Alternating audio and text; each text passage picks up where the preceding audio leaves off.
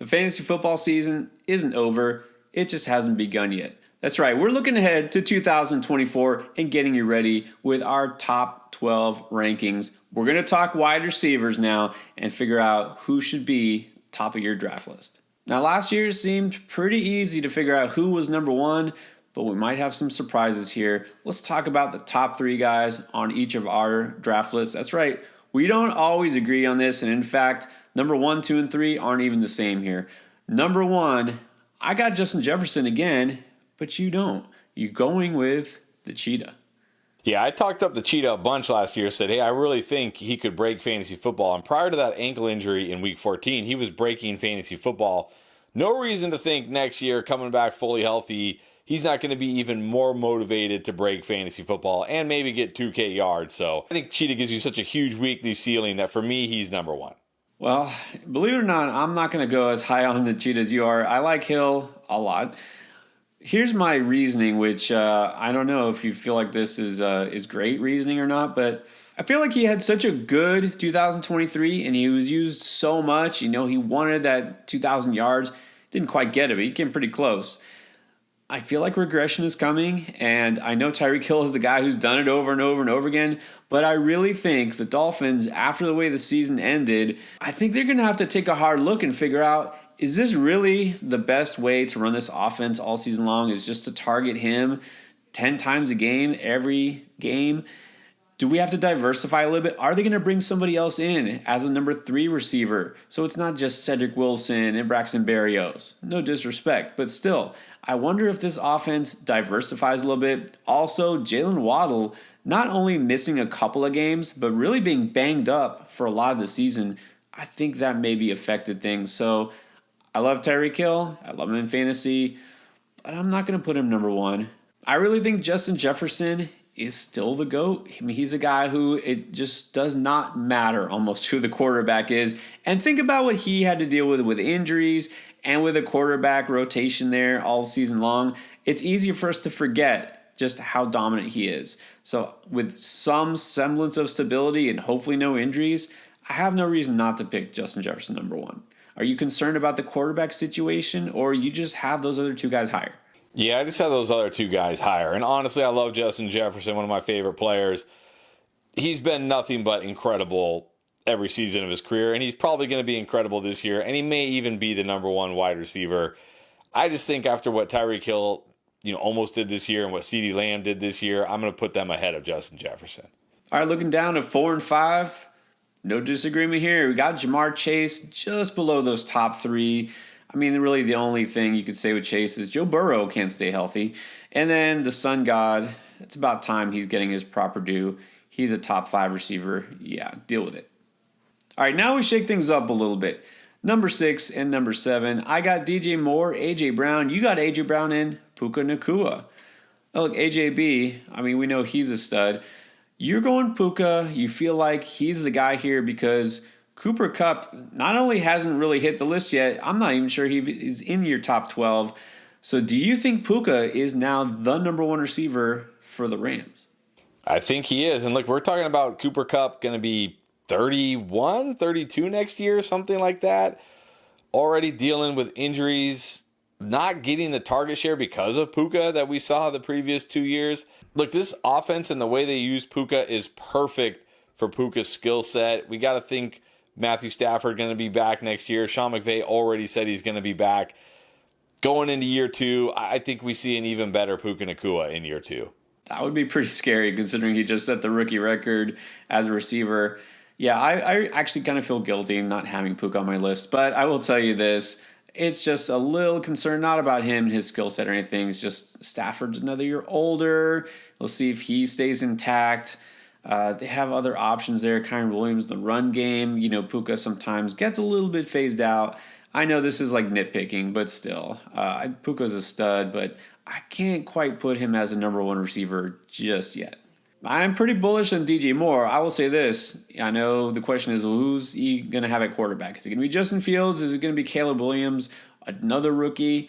I think it's still Fields. It sounds like the Bears are planning to kind of sell off their number 1 pick for a ransom, which is probably a good idea. Justin Fields is going to look DJ Moore's way a lot. When those two were both healthy and on the field together, DJ Moore was a stud pretty much on a weekly basis. So I might be a little too high on him, but I think he's proven that he can be a weekly league winner.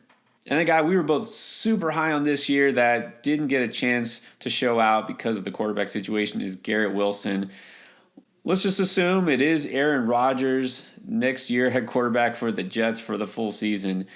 Are we going to go as high as putting Garrett Wilson as a late first-round pick like he was going a lot of our mocks? I don't know if I'm going to go quite that high with him, but he's certainly going to be probably an early second rounder for me. But I think he's going to be great this year. I thought he was going to be great last year. Unfortunately, Aaron Rodgers only played 4 snaps. Obviously, this comes down to Aaron Rodgers staying healthy the whole year, but come on, he can't get hurt 2 years in a row, right?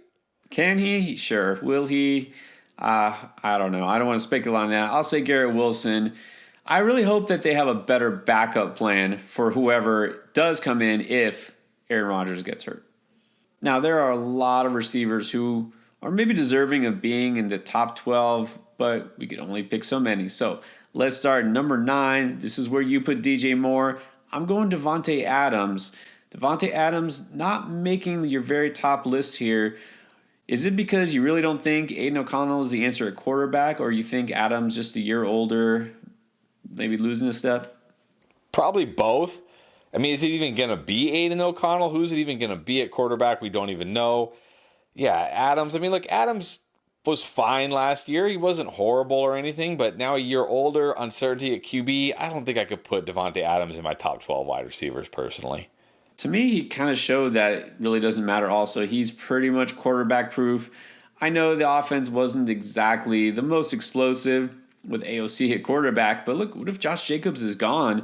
They're going to rely on Davante Adams quite a bit, so I still feel pretty good about him as a top 10 option. Now, you feel DJ Moore a little bit lower than me, number 9 still. You got to think that this is a guy who you feel good about on a weekly basis. Are you willing to take him as your number 1 receiver, let's say if you go running back in the first round? Oh, definitely. Whether it's Fields or Caleb Williams, doesn't matter to me. I mean, are we going to be worried about Caleb Williams? We just saw C.J. Stroud turn Nico Collins into, a fantasy stud, and Tank Dell too before he got hurt. So Caleb Williams is good enough that I'm not worried about it for DJ Moore. Whether it's Fields or Caleb Williams, he's going to be a stud. I would happily take him as my wide receiver 1. Now, guy, I'm surprised you don't have in yours because I was sure that you had Chris Olave higher on your list than me. I got him number 10. He doesn't quite make your top 12. Is this also quarterback related? Is, Derek Carr still going to be there? Somebody else? Is that the issue? I think it's more the issue, like I can only put 12 guys in here. I mean, I love Chris Olave, and maybe I could make a case for him at number 12. But it's just more, I have to pick 12, and some guys are just going to have to be left out. But I love Chris Olave. I think he's going to be great. Agree. It's really tough to choose, a lot tougher than people can imagine. Now, you got Brandon Ayuk there at 10. No argument there. I got him number 12 on my list. And then 11, you're going Debo, so 2 Niners. I guess you're feeling that this is a team that can support these two as fantasy studs on a weekly basis. I mean, I guess they pretty much did that this year, didn't they? Exactly. And it's like, how do you pick? How do you say, I'm team Ayuk or I'm team Debo? It's like, no, you're not team either. They're both great. Pick one, draft one. And again, like I said, we can only pick 12 guys for this video. So you got to make some cuts. I can't leave either of these guys out. If I'm going to pick one of them, I feel like I got to pick both of them. So going to rank them neck and neck and just be like, pick one.